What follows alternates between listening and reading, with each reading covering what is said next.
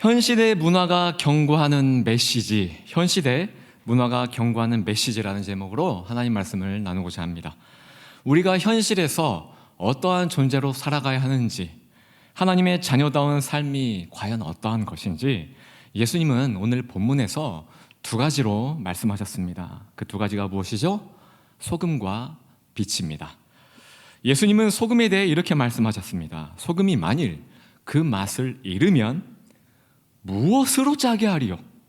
맛을 잃게 되면 아무 쓸데없어 밖에 버려져 사람에게 밟힐 뿐이니라. 성도 여러분, 제가 가장 좋아하는 음식이 무엇일까요? 김상학 간사님. 네, 고기입니다. 고기. 그거 아십니까? 고기, 나름 이 고기를 좋아하는 사람 가운데서도 매니아라고 불려지는 또 이 상류층이 있습니다. 좀 약간 로열급. 이 고기 매니아들은요, 절대 쌈을 싸먹지 않는다는 사실 알고 계십니까? 고기 매니아들은요, 오직 하나만 있으면 돼요. 하나. 그게 뭐냐? 바로 솔트, 소금이에요. 소금. 고기 매니아들은 오직 이 순수한 고기 본연의 향, 그리고 그 맛을 느끼기 위해서 이단과 같은 야채, 쌈장, 그리고 고기의 맛을 헤아려는 이 강력한 향을 내는 마늘, 이 마늘 따위를 절대 곁들이지 않는다는 거죠. 이 고기 본연의 향과 맛을 느끼기 위해서는 소금 하나면 충분하다는 것이죠. 소금은요, 고기의 풍미를 더해주기도 합니다. 그런데 아무리 고기 매니아라 할지라도 소금이 없으면 금세 느끼함을 느껴서 많이 먹지는 못해요. 저도 혼자서 10인분 이상을 먹는데 소금이 없으면요, 정상적인 사람처럼 한 4인분, 5인분 정도밖에 먹지를 못합니다. 네. 왜 웃으시죠? 4인분 굉장히 적은 양 아닙니까? 네. 그러나 이 소금이 있으면 느끼함을 달래줌과 동시에 고기의 풍미를 맛볼 수가 있기 때문에 즐겁게 그리고 많이 먹을 수 있다는 거죠. 또한 음식을 만듦에 있어 반드시 필요한 것 또한 소금이죠. 소금이 들어가야 비로소 국물 한번 먹고 이제 좀 간이 딱 맞아, 맛있어, 됐어 하잖아요. 그렇죠? 소금은 음식에 있어서 절대 빠질 수 없는 필수적인 음식 재료라는 겁니다. 또한 소금은요, 부패를 방지하는 것에 쓰이기도 합니다. 스티로폼 박스에 담겨있는 생선을 보신 적 있으시죠? 소금에 절여 있습니다. 이유가 무엇이죠? 소금을 뿌리게 되면 트리메탈 아민이라는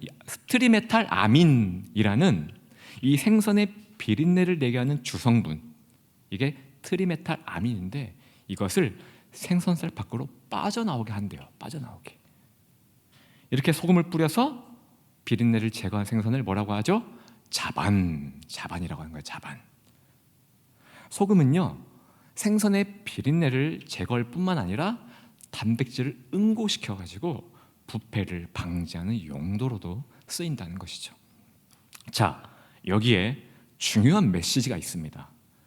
음식 맛의 풍미를 더하기 위해서, 그리고 부패를 방지하고 또 신선도를 유지하기 위해 소금은 짠맛을 냅니다. 짠맛을 냄과 동시에 소금의 형체는 어떻게 되죠? 녹아 없어진다는 사실이에요. 녹아 없어져야 짠맛을 낼 수 있는 거고, 그 짠맛을 통해 음식의 맛이 좋아진다는 겁니다. 녹아 없어져야 음식이 썩지 않고 신선함을 유지한다는 거예요. 창조주 하나님은요, 이 소금의 성분을 짠맛을 냄과 동시에 형체가 없어지도록 창조하셨다는 사실이에요. 바꿔 말하면 맛을 잃어버린 소금은 형체가 남아있다는 겁니다. 그대로 있다는 거예요. 죽지 않는다는 겁니다. 그런 소금은 오늘 본문에서 예수님이 말씀하신 것처럼 쓸데가 없어 밖에 버려져 사람들의 발에 밟힐 뿐이라고 말씀하셨다는 거죠. 예수님은 이 소금의 비유를 통해 우리에게, 오늘날 우리에게 말씀하십니다. 세상 중심, 또 내 중심으로 살아간다면, 내 자아가 여전히 팔팔 살아있다면, 내가 드러난다면 그는 결단코 아무런 열매도, 아무런 선한 영향력도 끼치지 못하는 그저 쓸모없는 존재가 되어 하나님 앞에서요, 그저 쓸모없는 존재가 되어 다만 밖에 버려져 사람들에게 조롱거리가 되는 신세가 될 것이다. 세상 중심, 내 중심이 아니라 예수님 중심으로 살아갈 때, 말씀 중심으로 살아갈 때 비로소 나의 형체는 죽어 없어질 것이며, 무엇처럼? 소금처럼. 그로 인해 많은 열매를 맺고 선한 영향력을 끼치는 존재가 될 것이다. 예수님은요, 소금의 비유를 들어 우리에게 이렇게 적용하시며 말씀을 하셨다는 겁니다. 두 번째는 빛입니다. 빛, 라이트, 빛. 너희는 세상의 빛이라. 산 위에 있는 동네가 숨겨지지 못할 것이요, 사람이 등불을 켜서 말 아래에 두지 아니하고 등경 위에 두나니 이러므로 집안 모든 사람에게 비치느니라. 이같이 너희 빛이 사람 앞에 비치게 하여 그들로 너희 착한 행실을 보고 하늘에 계신 너희 아버지께 영광을 돌리게 하라. 성도 여러분, 어둠이 무엇입니까? 어둠은요, 빛의 부재입니다. 빛이 없으므로 어둠이 존재한다는 말씀이에요. 창세기 1장 2절에 보면 땅이 혼돈하고 공허하며 흑암이 깊음 위에 있고, 빛이 없기 때문에 땅이 혼돈하다는 거예요. 공허하다는 겁니다. 흑암이 존재한다는 겁니다. 이어서 3절에 하나님이 제일 처음으로 창조한 것이 나오는데, 그것이 바로 라이트, 빛이라는 겁니다. 빛. 하나님이 이르시되 빛이 있으라 하시니 빛이 있었고, 이게 창세기 1장 3절 말씀이에요. 온 우주 만물을 창조하신 하나님께서 제일 처음으로 만드신 것은 다름 아닌 빛이라는 겁니다. 이 빛으로 인해 땅의 혼돈은 물러가고, 빛으로 인해 공허함이 없어졌으며, 빛으로 인해 흑암이 물러갔다는 겁니다. 그 후에 빛 가운데에 자연과 식물, 동물이 창조되었으며, 또 빛 가운데에 저와 여러분이 창조되었다는 사실이에요. 빛은 곧 하나님을 상징합니다. 저와 여러분이 빛이 아니에요. 저와 여러분은 어둠입니다. 어둠.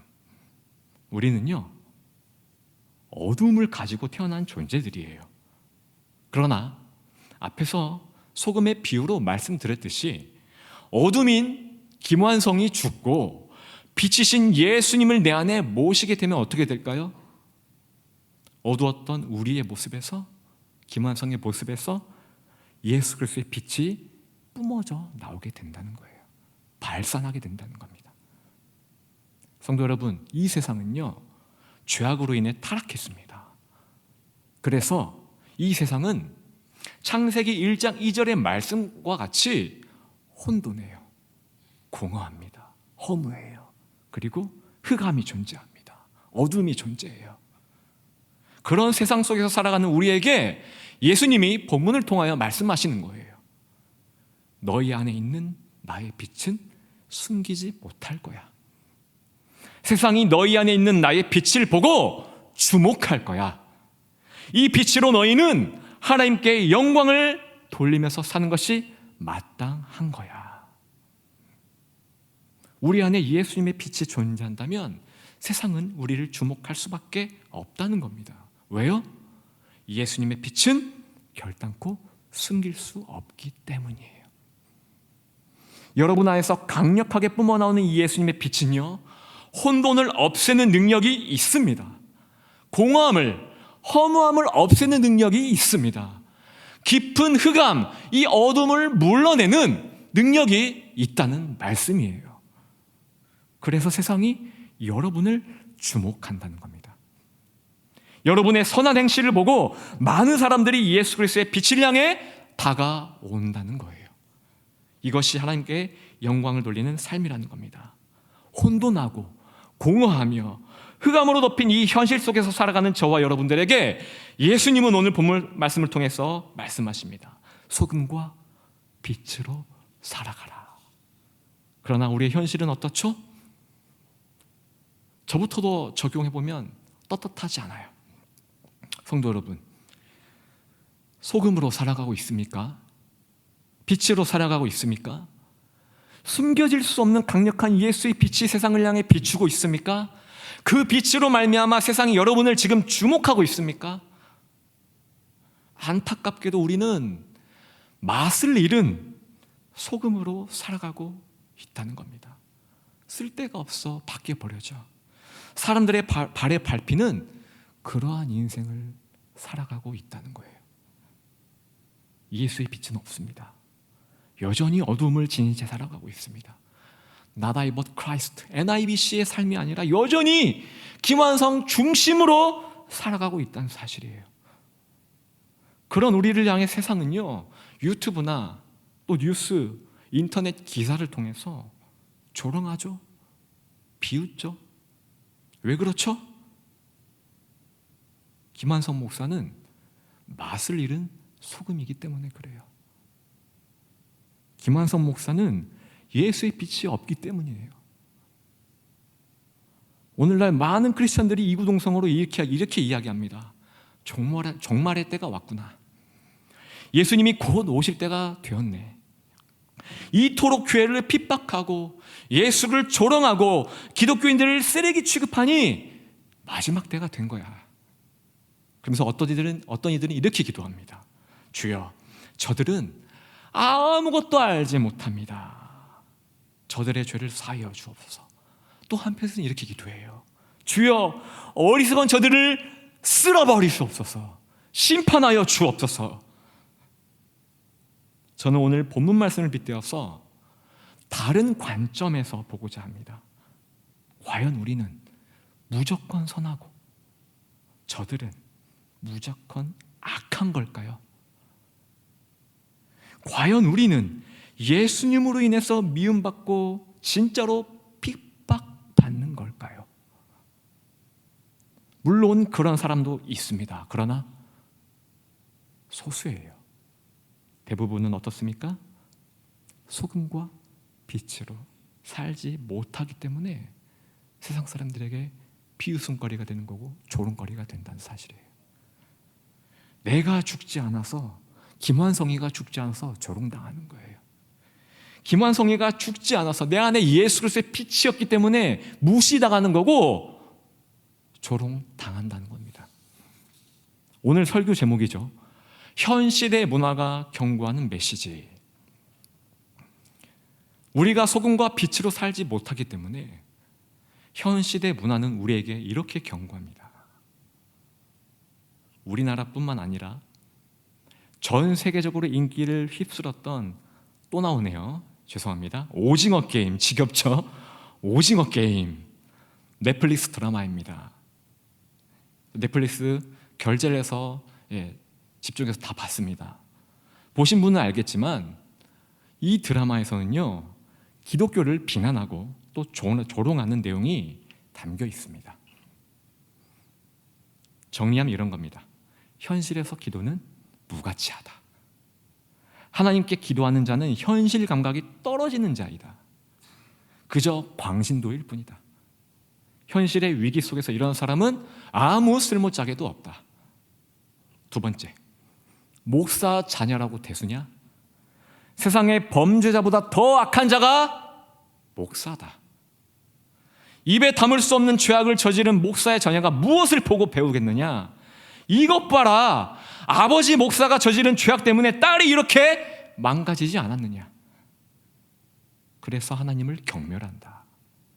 그래서 기독교인들을 나는 혐오한다.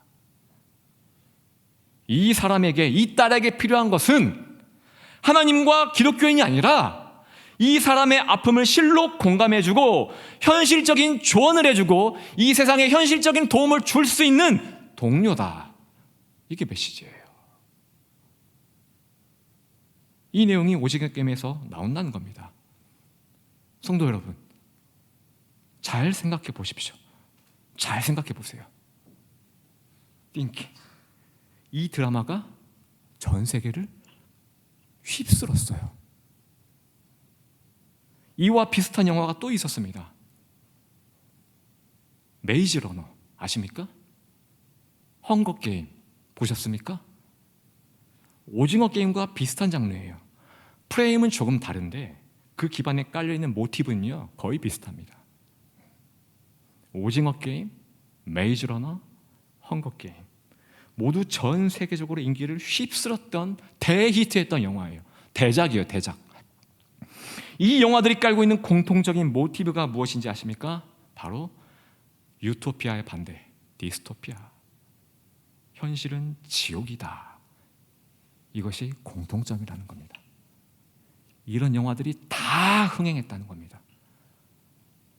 전 세계 사람들은 왜 이런 류의 영화들에 그토록 열광을 할까? 왜 좋아할까? 왜? 디스토피아. 현실은 지옥이다. 여기에 공감했기 때문이에요. 공감.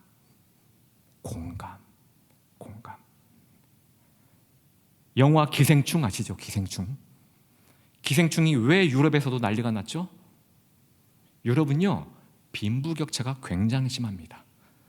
복지 정책이 그렇게 잘 돼 있다 어떻다 하는 유럽도요 이 기생충 영화에 공감을 한다는 건 그들도 현실은 지옥 같다고 똑같이 공감했기 때문이에요.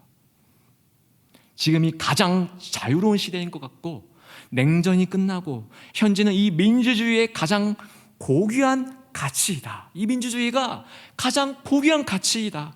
이 체제가 정말 답이다라고 말하지만 결국엔 다시 그 인간의 악함이 타락함이 체제를 지배하면서 민주주의 체제는요 의미가 없어진다는 거예요.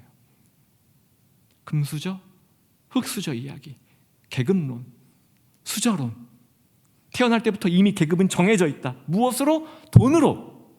돈이 사람의 가치와 계급을 정한다. 평범한 대부분의 사람들은 정상적인 인간으로서의 생활도 못하는 시대가 왔다. 디스토피아. 현실은 지옥이다. 이 전제가 메이즈 러너, 헝거 게임, 오징어 게임, 기생충 이런 작품들에 다 공통적으로 깔려 있다는 사실이에요. 그런데 이 문제를 현실에서 건드릴 수 있을까요? 건드리면 큰일 납니다. 권력을 쥔 그들에게요 권력에 당해요.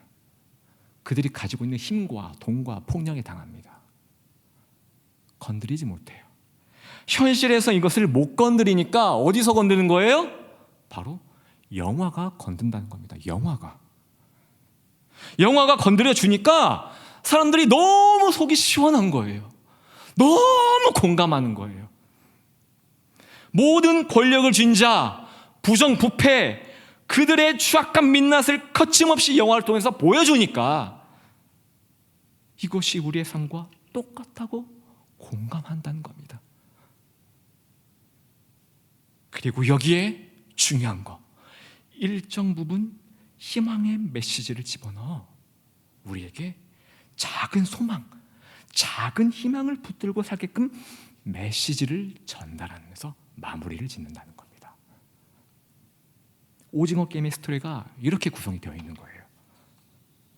추악한데, 정말 지저분한데 그 안에 일말의 희망을 끼워 넣는다는 거죠. 이게 무슨 뜻이냐? 그래, 맞아. 이 시대는 디스토피아야. 다 악해. 현실은 지옥이야. 그래서 나도 악해지지 않으면 이 시대에서 살아남을 수가 없어. 이런 거를 막 영화에서 적나라하게 보여주는데 그럼에도 불구하고 그 가운데에 아주 작은 빛, 세미한 빛, 그 세미한 희망의 메시지가 들어있으니까 사람들은 이게 잔인하든 더럽든 어떻든 간에 이런 걸 보면서 그 뭔가의 작은 희망, 소망 이런 것들을 발견하게 된다는 거죠. 성도 여러분, 그렇다면 우리는 어떠한 시각을 가져야 합니까? 디스토피아, 지옥 같은 이 현실에서 작은 희망을 바라보는 사람들이 있기에 이런 영화들이 세계적으로 흥행하는 거라면 그 작은 희망이, 그 사람들이 붙들고자 하는 그 작은 희망이 바로 저와 여러분들이 돼야 하는 것 아니겠습니까? 어쩌면 현 시대 문화를 통해 하나님께서 우리에게 주시는 메시지가 아닌가 저는 묵상해 봤습니다. 영화를 통해서 기독교인들을 조롱하는 것에 화만 낼 것이 아니라 지옥 같은 이 현실에서 내가 오늘 본문에서 예수님이 말씀하셨던 것처럼 소금으로, 빛으로 저들에게 작은 불꽃이 된다면, 작은 소망의 씨앗이 된다면 어떨까? 이렇게 바라볼 수 있어야 한다는 것이죠. 영화를 통해서 불교라든지 타 종교는 절대 조롱하지 않습니다. 언급도 안 돼요. 그러나 오직 기독교만 유독 공격을 하지 않습니까? 이유가 무엇입니까? 소금과 빛의 역할을 우리가 감당하지 못하기 때문이에요. 이것은 하나님의 메시지일 수도 있다는 것이죠. 우리가 소금과 빛의 역할을 제대로 감당해서 저들에게 작은 소망이 되라는 하나님의 메시지일 수도 있다는 겁니다. 현실은 지옥이다라는 이 모티브를 깔고 있는 이 영화들의 답이 무엇입니까? 바로 제대로 된 기독교인, 이것이 정답이라는 거예요. 요즘 담임 목사님께서 반복해서 강조하시는 말씀이 있죠. 바로 순종과 신뢰. 예수님의 말씀에 즉각 순종하는 기독교인, 내가 할 수 없는 범위는 신뢰하며 믿고 기다리는 기독교인. 현 시대 문화는요, 이렇게 외칩니다. 이런 기독교인이 필요하다. 이 세상은 바로 이런 예수의 제자들을 필요로 한다. 세상과 공감하며 세상을 따라가는 기독교인 말고 예수의 말씀을 붙들며 고난을 각오하고 예수를 따르는 기독교인, 우리는 이런 자를 절실히 찾고 있다. 팬이 아닌 제자로서, 디사이플, 제자로서 이 예수의 길을 걷는 그리스도인, 이것이 현 시대가 우리에게 주는 메시지라는 겁니다. 세상을 향해 말세다, 때가 악하다 하면서 한숨 쉬며 화만 낼 것이 아니라 우리 자신부터 말씀으로 점검해 보아야 한다는 것이죠. 과연 소금으로서 나는 죽고 예수로 살고자 하는가? 빛이신 예수를 내 안에 모시고 내가 과연 세상에 이 빛을 비추고 있는가? 이들에게 작은 소망을 주는 크리스천인가? 내 자신부터 말씀으로 점검하고 사는 삶이 하나님이 원하시는 지혜로운 삶이라는 사실입니다. 우리가 소금과 빛의 역할을 제대로 감당한다면 세상은 이렇게 말할 겁니다. 어라? 지옥 같은 현실에서도 이런 사람이 있네? 하면서 우리를 주목할 거예요. 그리고 그런 우리를 통해서 사람들은 예수님을 보게 될 겁니다. 하나님을 향한 맹비난은 스탑, 멈출 거예요. 나도 이 은혜 자매처럼 예수님을 믿어볼까? 전혜연 자매처럼 예수님을 믿어볼까? 이렇게 복음의 능력이 흘러나간다는 사실이에요. 오징어 게임이 전 세계적으로 흥행했던 이유, 거듭 말씀드리지만 많은 사람들에게 공감을 주었기 때문이라고 말씀드렸습니다. 성도 여러분, 실로 이토록 공감의 능력은 놀랍다는 겁니다. 여러분은 어떤 사람을 좋아합니까? 누구와 친합니까? 누구와 오랜 시간을 함께 보냅니까? 외모가 아무리 뛰어나도요, 공감 능력이 없고 이기적이라면 좋아할까요? 아니겠죠. 돈이 아무리 많아도, 똑똑해도, 지식이 많아도 본인밖에 모른다면, 공감 능력이 제로라면 가까이 할까요? 불편하겠죠. 여러분이 대화를 많이 나누고 편안하고 가까이 하는 사람들의 기준은요, 결코 외모가 아니에요. 돈이 아니에요. 지식이 아닙니다. 공감 능력이 있기 때문이에요. 공감대가 형성되기 때문이에요. 우리 장주리엠의 고기를 끄덕끄덕 하네요. 그렇죠? 여러분의 말에, 여러분의 감정에 고개를 끄덕이면서 웃을 때 웃어주고, 울 때 울어주고, 잘 공감해주기 때문에 여러분이 그 사람을 좋아한다는 겁니다. 제 말이 맞죠? 성도 여러분, 그렇다면 예수님의 공감 능력은 어느 정도일까요? 빌립보서 2장 6절부터 기록된 말씀에 의하면 예수님은 우리와 공감하기 위해서 스스로 하나님 되기를 포기하셨대요. 하늘 보좌, 그 하늘 권세를 모두 포기하고 우리와 같은 인간이 되셨다고 합니다. 그리고 더 나아가서 우리의 죄를 씻어주시고 하나님의 자녀로 삼기 위해 죄인된 모습으로 십자가 위에 올라가셨다는 거예요. 예수님은 저와 여러분의 아픔을 기꺼이 공감하셨습니다. 죄인된 우리의 더러움과 우리의 연약함을 끌어안고 공감하셨다는 거예요. 그런 우리를 용서하시고 자녀 삼기 위해서 본인이 십자가 위에 올라가셨다는 겁니다. 공감의 결정체, 공감의 완성체는 바로 예수 그리스도의 십자가라는 사실입니다. 그렇다면 묻겠습니다. 여러분은 누구와 공감하며 삽니까? 오징어 게임이 주는 공감에 사로잡혀 살고 있습니까? 그래, 이 지옥 같은 현실에서 살아남기 위해 악착같이 돈을 벌자 하면서 세상과 공감하려 합니까? 죄송하지만 그런 사람은요, 소금과 빛으로 절대 살아갈 수 없습니다. 이 세상 사람들이 원하는 구별된 크리스천, 참된 크리스천이 될 수 없다는 거예요. 그런 사람은 맛을 잃은 소금이 되어 사람들의 발에 밟힐 것입니다. 또한 빛을 상실한 어두움에 여전히 그 어둠, 여전히 그 혼돈과 공허, 흑암의 인생 가운데 묻혀서 살아갈 것입니다. 우리는 누구와 공감해야 하죠? 그렇죠. 예수님이 우리를 살리기 위해 공감해 주셨던 것처럼 우리 또한 예수님과 공감해야 한다는 겁니다. 예수님의 말씀에 공감하고, 예수님의 시선에 공감하고, 예수님의 마음과 공감할 수 있어야 한다는 거죠. 공감의 능력이 얼마나 대단한지 이 세상도 알기에 이 공감을 연구해서 영화라는 이 문화를 통해 전 세계 사람들의 이목을 집중시키지 않았습니까? 하물며 우리가 예수님과 공감한다면 어떻게 될까요?